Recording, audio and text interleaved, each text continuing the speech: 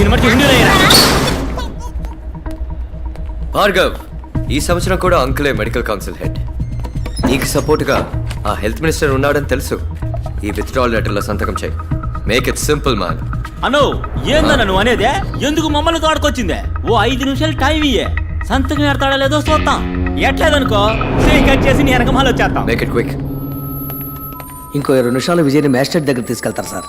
DC Venkateswara వస్తారు sir. కొంచెం త్వరగా వెళ్ళి మాట్లాడరండి సార్. ఆశలే సార్. కోర్టుకు తీసుకెళ్ళి రెడీ చేసావా?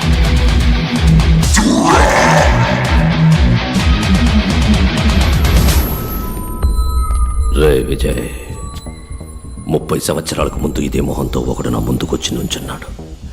నా కళ్ళలు చెరిపేస్తానని వాడన్న 8 గంటల్లో నా చేతులు ఆకాశాన్ని అందుకుంటాయి. వాడెక్కడ చచ్చిపోయాడో కూడా తెలియకుండా చేశాను. తిరిగి మళ్ళీ అదే మొహంతో. డానీ బంగారం, ఒక మంచి పని చేస్తే ఒక మంచే తిరిగి వస్తుంది. అదే ఒక చెడ్డ పని చేసావు అనుకో, 2గా తిరిగి వస్తుంది. విజయ్, భార్గవ్. భార్గవ్, విజయ్. విజయ్, పోలీసులమ్మా.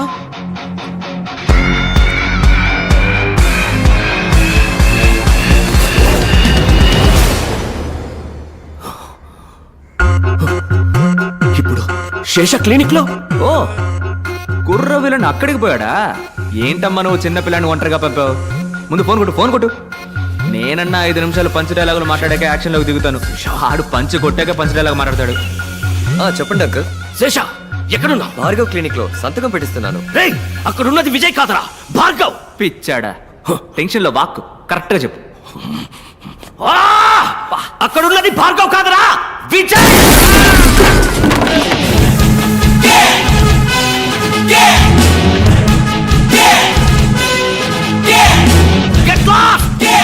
డార్లింగ్, అంకులా ఫోన్ స్పీకర్లో పెట్టు.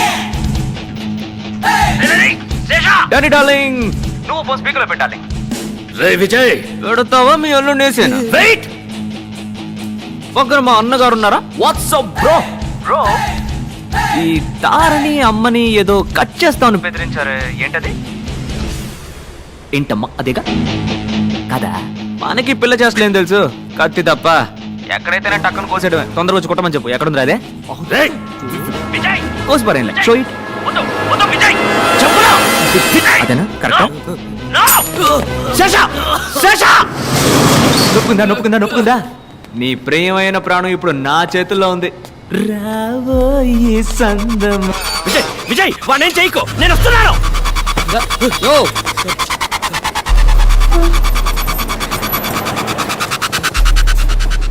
వెళ్ళవయ్యా, ఎక్కడికైనా వెళ్ళవయ్యా, ఏ వెళ్ళవయ్యా. ఎక్కడికి పోవాలో నాకు తెలుసు.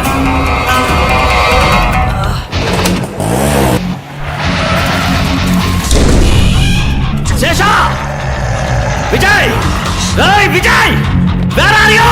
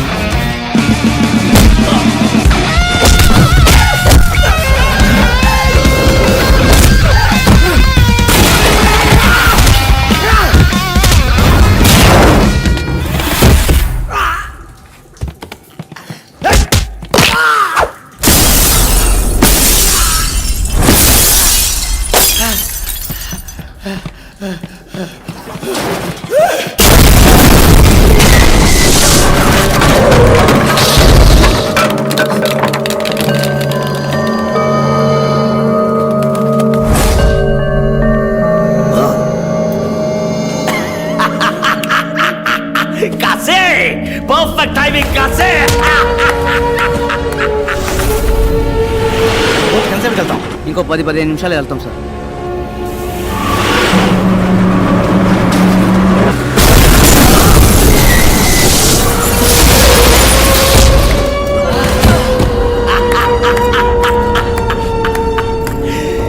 ఏట్రా విజయ్, భార్గవ్ భార్గవ్ విజయ్ ఆ?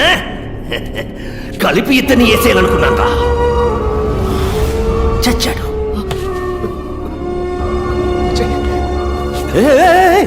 డాక్టర్ భార్గవ్, నీ మ్యాజిక్ తమ్ముడిని నువ్వు కాపాడాలి. మీ ఇద్దరిని కలిపి నేనేసేయాలి. వెళ్ళు కాపాడు.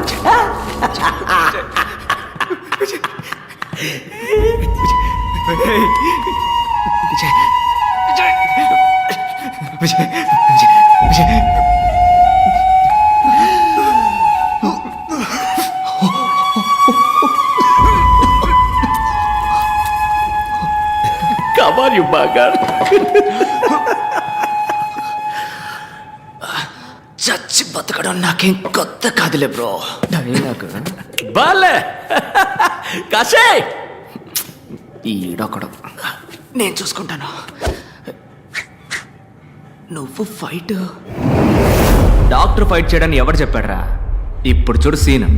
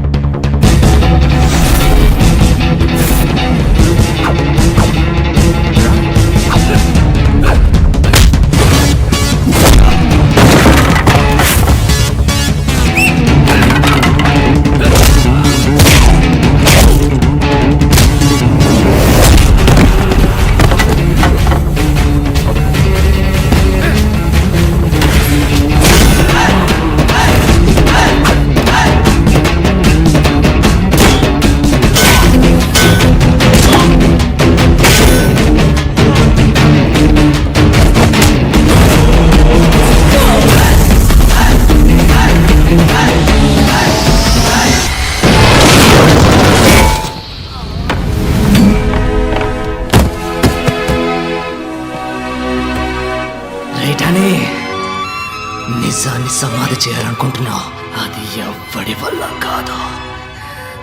ఆ నిజం 1కి 2గా నీ కళ్ళ ముందుకొస్తుంది.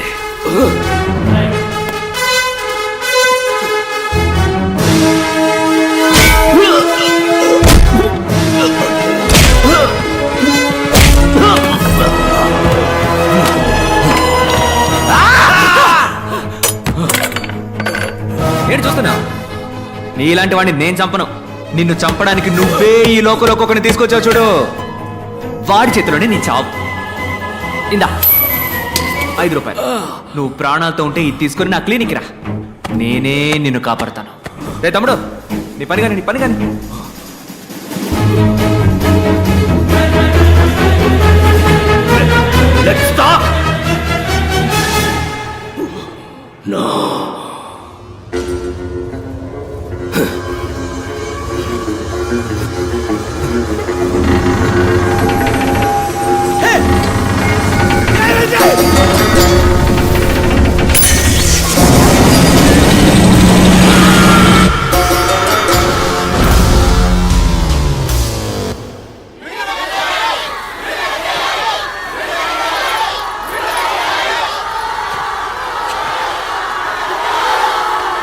లోపల నువ్వు మాట్లాడుకోవడానికి కారణం ఇప్పుడు మాట్లాడాల్సిన అవసరం ఉంది. మాట్లాడు.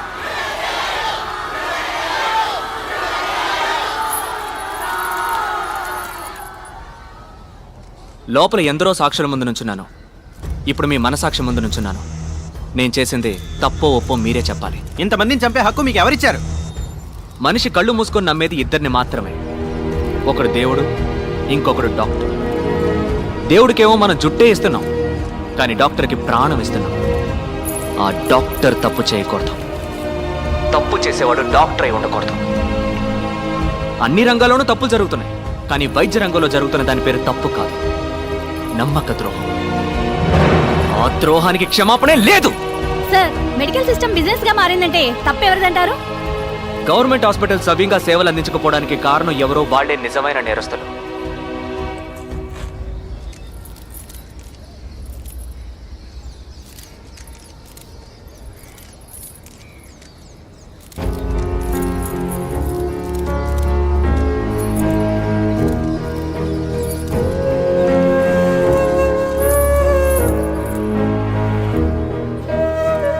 గవర్నమెంట్ హాస్పిటల్లో ఆక్సిజన్ సిలిండర్ లేదు. ఎందుకని లేదురా అని అడిగితే 2 సంవత్సరాలుగా సప్లై చేస్తున్న వాడికి డబ్బులు బాకీ అంట. అది మ్యాటర్. ఇంకో గవర్నమెంట్ హాస్పిటల్లో డయాలసిస్ చేస్తున్నప్పుడు కరెంట్ కట్ అయింది. 4 చచ్చిపోయారు. కేవలం అక్కడ ఒక పవర్ బ్యాకప్ కూడా లేదు. ఇంక్యుబేటర్లో ఉంచిన ఓ బిడ్డ పందికొక్కు కొరకడం వల్ల చనిపోయింది మన దేశంలోనే.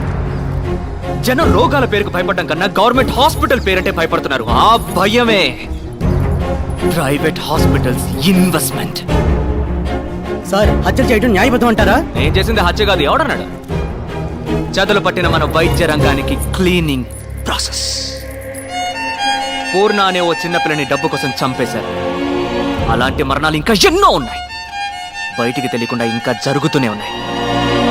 ప్రజలకి ప్రభుత్వ ఆసుపత్రుల్లో హక్కుగా దక్కాల్సిన వైద్యం అందక కళ్ళ ముందే అయిన వాడిని పోగొట్టుకుని కన్నీరు మున్నీరవుతున్న సామాన్య ప్రజానీకు అనుభవిస్తున్న ఆ పెయిన్, ఆ కోపం. సార్ ఇప్పుడు చెప్పండి, న్యాయమా అన్యాయమా? న్యాయమే సార్. సార్ అసలు ఏం కావాలి సార్ మీకు? ఆ? ఉచిత వైద్యం. వ్యాపారానికి అనేక దారులున్నాయి, కానీ వైద్యంతో వ్యాపారం చేయకూడదు.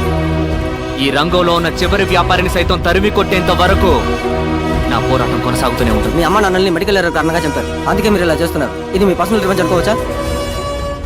Nothing personal, just service.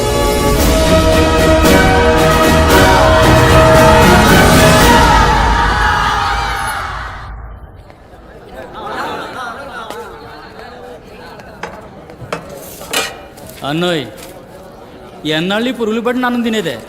నీ మ్యాజిక్తో హైదరాబాద్ బిర్యానీగా మార్చేయచ్చుగా. రాష్ట్రంలో ప్రభుత్వ ఆసుపత్రిలో చనిపోయిన తన భార్య మృతదేహాన్ని 10 తిండి కిలోమీటర్ల తినే దూరం యాల ఈ భర్త దోకతే. తన భుజాన వేసుకుని నడిచి వెళ్లిన సంఘటన చోటు చేసుకుంది.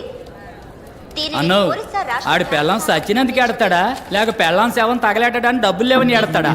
ఆ ప్రాంత గొప్ప సంకటం అన్నా. అసలు ఈ సర్కారు వాళ్ళు ఏం చేస్తున్నట్టు అన్నా? ఆ? తిండి తినే మూడే పోయింది.